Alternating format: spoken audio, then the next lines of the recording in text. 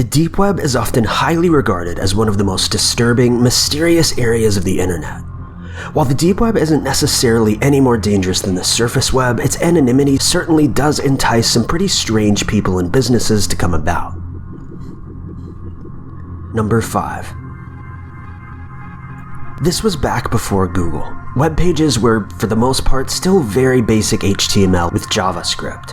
Hardly anyone used CSS. Only discussion boards and some banking sites had any approaching mature front-end or back-end combinations. This is technically a real deep web story, just not one about illicit activities online. I was browsing random blogs, GeoCity sites, and the like, just going from link to link.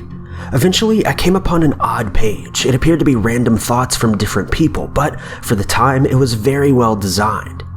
The messages seemed to be cryptic in nature, like several people trying to pass secret notes.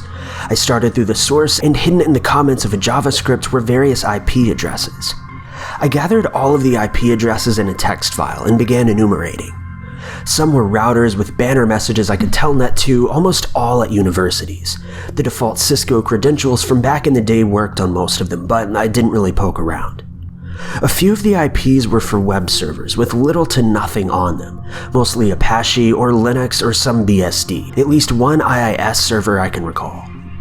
I finally came upon a web page with a huge directory of HTML files and TIFF images, with a few smaller subdirectories containing the same. A DNS lookup returned no reverse records for the IP. A visual route traced it as far as Colorado.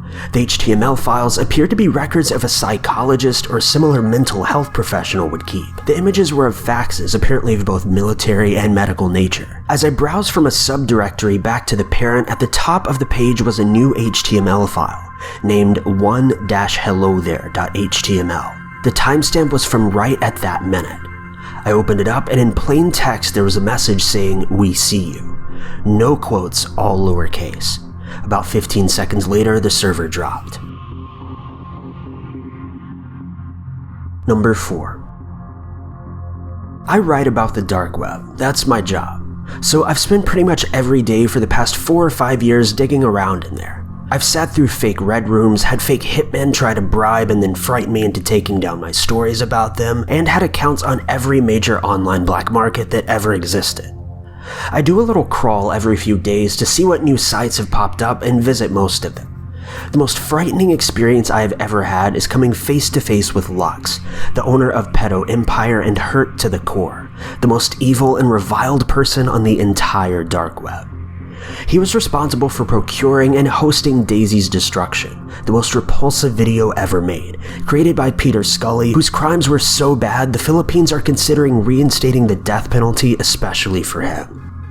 It wasn't frightening because Lux was frightening, he was anything but. It was frightening because he looked so inoffensive and normal.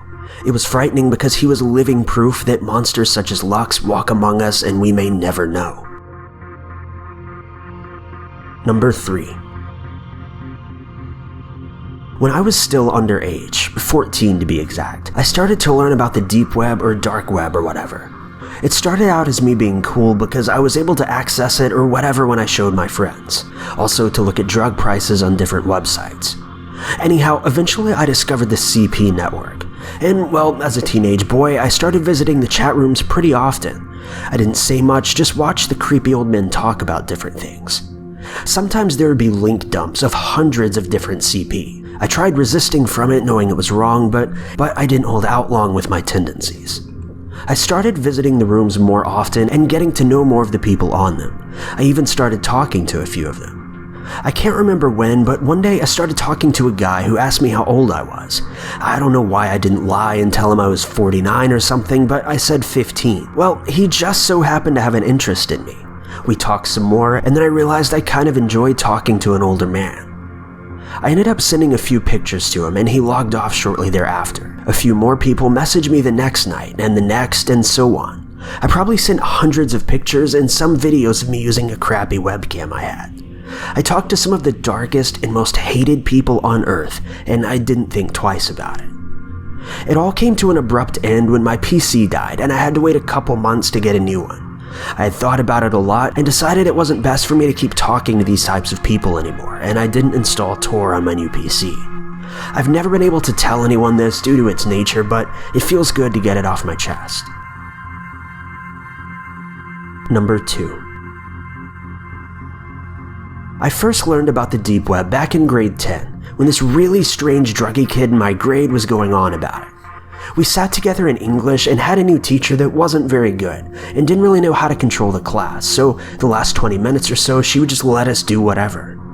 Everyone around this kid's desk, let's call him Eli, would crowd around his computer and watch him monkey around on the Silk Road and other websites that he found. No CP or anything, but drugs and hitmen and just weird things in general. I was kind of freaked out by it, so I tried to avoid looking, but I listened and it was pretty strange. Eventually, Eli decided to order drugs from some site. This was high school, so we all lived at home, so he figured he would order the DMT up to his cottage, go up for a weekend, and pick it up and hide it in his closet.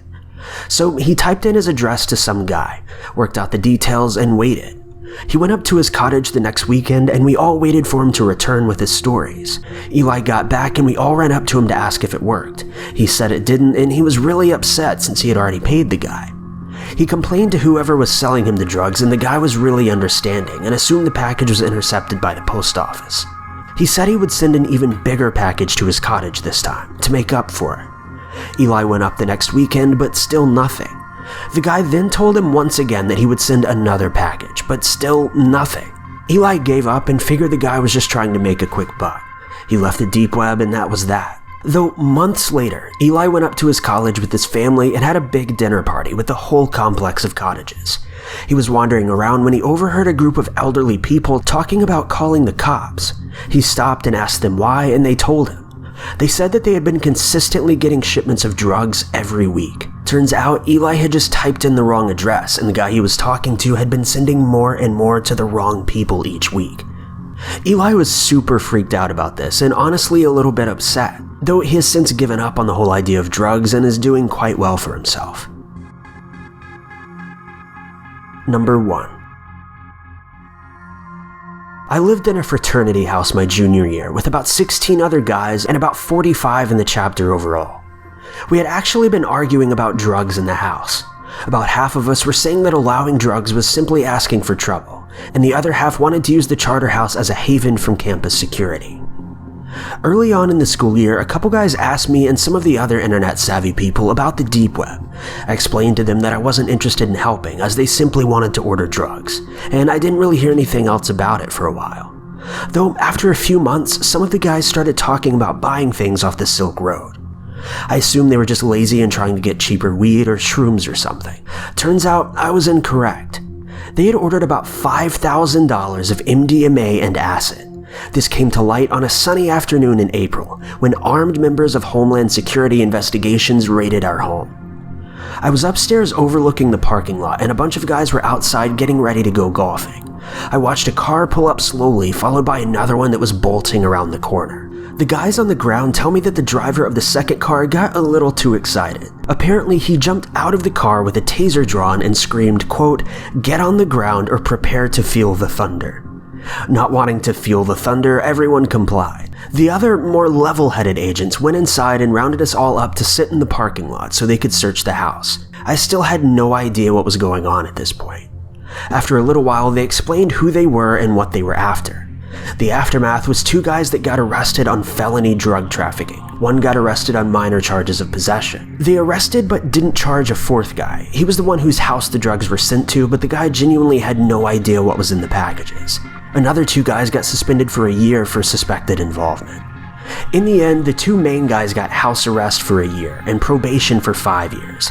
The other guys all transferred except for one who didn't get charges. He was released and graduated on time. As for the rest of us, we got our charter revoked and everyone just left it alone otherwise.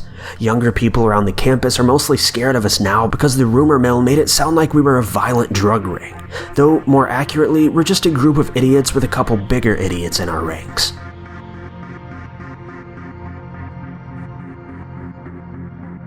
Thank you guys so much for watching. If you liked this video, be sure to click that like button. Also, don't forget to subscribe and click that notification bell to keep updated with our videos.